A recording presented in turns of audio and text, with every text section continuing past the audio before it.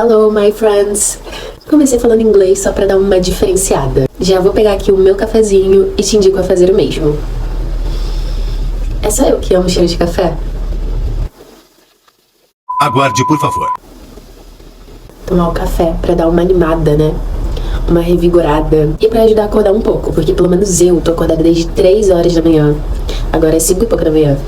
E estou aqui gravando esse vídeo pra você. Então me valorizem, que não é qualquer pessoa que vai acordar cedo desse jeito, vai abrir a câmera e começar a falar aqui com vocês. Bem-vindos ao Café com Friends.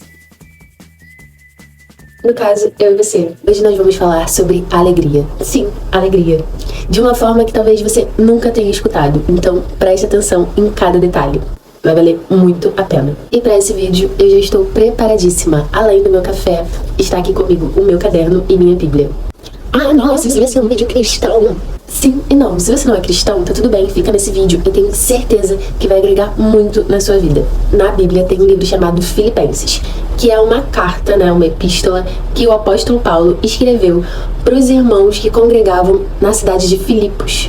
Tem um detalhe que vale muito ressaltar, é que essa carta, o apóstolo Paulo, ele escreveu quando ele estava preso em uma pequena cidade de Roma. E essa é a carta conhecida como a Carta da Alegria. Que loucura, né? O cara preso, ele escreve uma carta que se torna a carta conhecida como a Carta da Alegria. Pois é. Então vamos falar sobre isso. Se você quer saber todos os detalhes desse livro, introdução, a data que foi escrito e todos esses detalhezinhos, eu te convido a pesquisar um vídeo que fale somente sobre isso. Hoje nós vamos falar sobre os ensinamentos que eu aprendi e que agregaram muito na minha vida. E eu não posso deixar passar em branco e não comentar com você sobre isso. E te incentivar a ler o livro também. O Paulo estava preso em uma prisão domiciliar em Roma, em que ele ficava acorrentado a um soldado 24 horas por dia. Então, por exemplo, um soldado estava com ele acorrentado 24 horas por dia, esse soldado saía e entrava outro no lugar desse soldado. Era basicamente nesse contexto que Paulo estava vivendo. Se você não conhece a história de Paulo, eu vou resumir um pouco pra você. Paulo, ele era um perseguidor da igreja. Ele perseguia cristãos e matava-os. Até que em Atos 9, se eu não me engano, ele tem um encontro com Jesus. E aí, de perseguidor, ele passa a ser cristão, servo de Cristo. No capítulo 1 de Filipenses, tem 2 versículos que eu quero destacar aqui com vocês e explicar brevemente o porquê esses versículos me tocaram de alguma forma e chamaram muito a minha atenção. Filipenses 1,14. E muitos dos irmãos no Senhor, tomando ânimo com as minhas prisões, ousam falar a palavra mais confiadamente, sem temor. Nesse versículo, Paulo, ele explica que o fato dele estar preso motivou irmãos em Cristo a pregarem o Evangelho, motivados pelo Senhor. Em nenhum momento dessa carta eu vi Paulo lamentando o motivo dele estar preso. Ele sabe que o Senhor sabe exatamente o que está fazendo. Ele confia no Senhor. Ele sabe que Deus cuida de todas as coisas. Ele sabe que mesmo ele estando preso, o Senhor não perdeu o controle das coisas. E ele sabe que tudo tinha um propósito. Ainda no capítulo 1 de Filipenses, agora no versículo 21, que diz assim: porque para mim o viver é Cristo e o morrer é lucro. Sobre isso acho que eu nem preciso explicar muito, mas eu vou falar um pouquinho sobre isso. Se você ler o capítulo todo, você vai entender, mas nesse contexto, antes disso, Paulo está dizendo que ele sabe que ele não será envergonhado, porque ele está apenas pregando a verdadeira palavra, a palavra de Deus. Aqui a gente consegue perceber que Paulo, ele diz que a vida dele é Jesus, que Cristo molda a visão dele do mundo, porque Cristo transformou. Porque o Evangelho é a verdade de Jesus e é o que nos transforma agora. Calma, se ainda não está fazendo sentido esse vídeo pra você, fica até o final, que eu tenho certeza que você vai me agradecer por esse vídeo.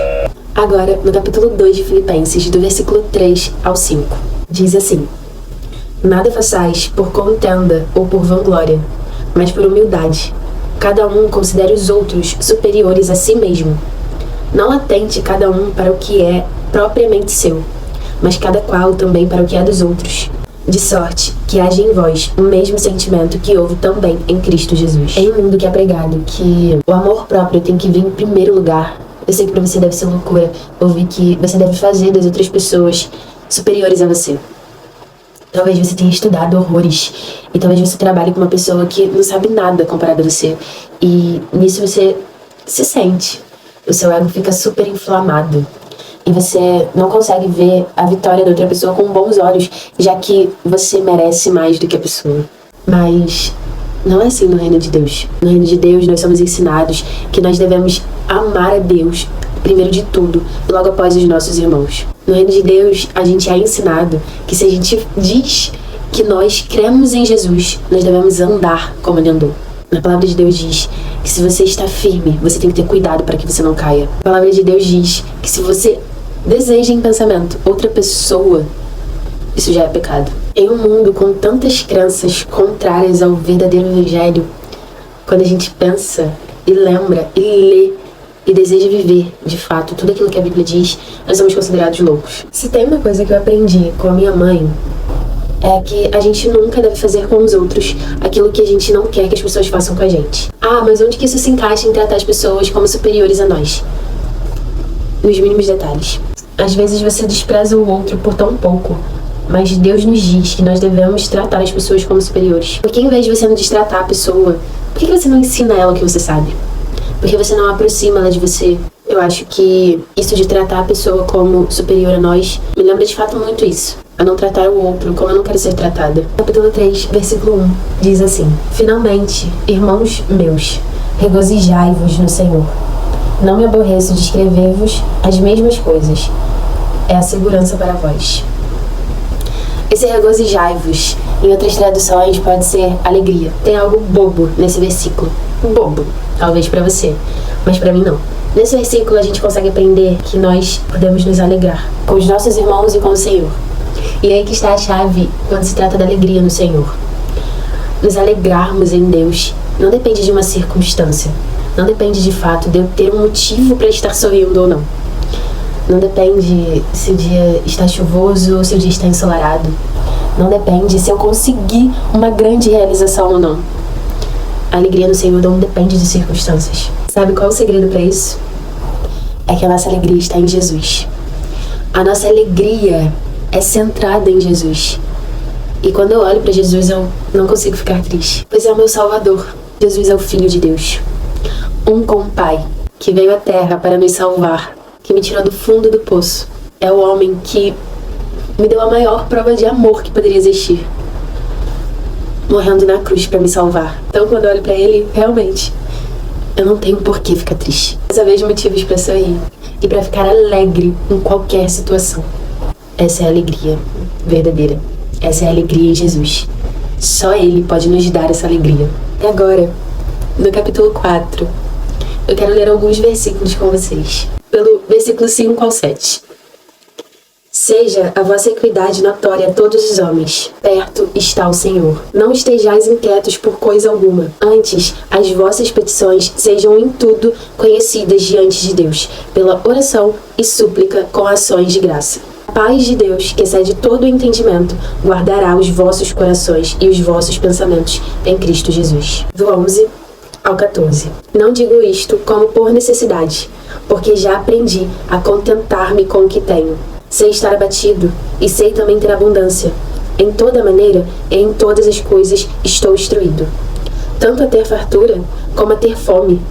Tanto a ter abundância como a padecer por necessidade. Posso todas as coisas em Cristo que me fortalece. Todavia, fizestes bem em tomar parte da minha aflição. Eu quero ressaltar uma coisa do versículo 5 ao versículo 7, que diz sobre a ansiedade, né? E eu quero ressaltar que essa ansiedade aqui não é a ansiedade doença, tá? Não é esse tipo de ansiedade. É o tipo de ansiedade que tira a sua alegria no Senhor, que nos deixa preocupados. Porque se a gente for parar pra pensar, a preocupação, ela toma o lugar do Senhor. Porque quando você está preocupado, você só consegue pensar naquilo.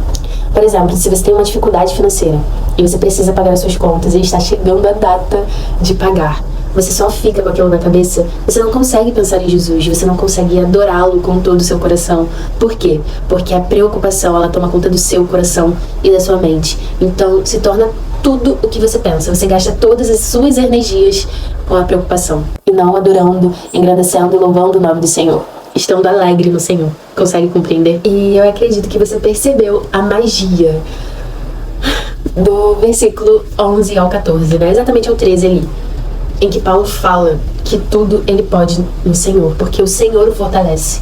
Acredito que você já tenha ouvido a pregação errada sobre esse versículo, porque tem várias pregações erradas sobre esse versículo.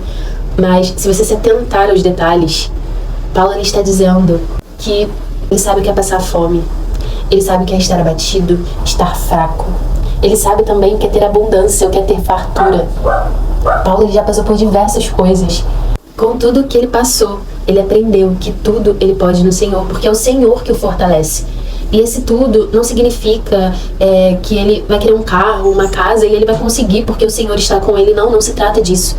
Mas se trata que nos momentos em que ele esteve com fome, nos momentos que ele esteve abatido de doença, nos momentos dele de alegria, o Senhor sempre esteve ali com ele, o Senhor sempre esteve fortalecendo ele. Sobre isso que se trata. Por isso, tudo ele pode no Senhor, porque o Senhor o fortalece. Então, nos momentos de perseguição, nos momentos de sofrimento, ele estava sendo fortalecido pelo Senhor. Tudo posso naquele que me fortalece. E com isso, com Filipenses, nós conseguimos aprender 4 lições. A primeira lição, no capítulo 1, a gente consegue aprender que o viver é Cristo e que o morrer é lucro. No capítulo 2, a gente consegue aprender que nós devemos tratar as pessoas como superiores a nós. No capítulo 3, a gente consegue aprender que a nossa alegria está centrada em Jesus e que a nossa alegria não depende de circunstâncias.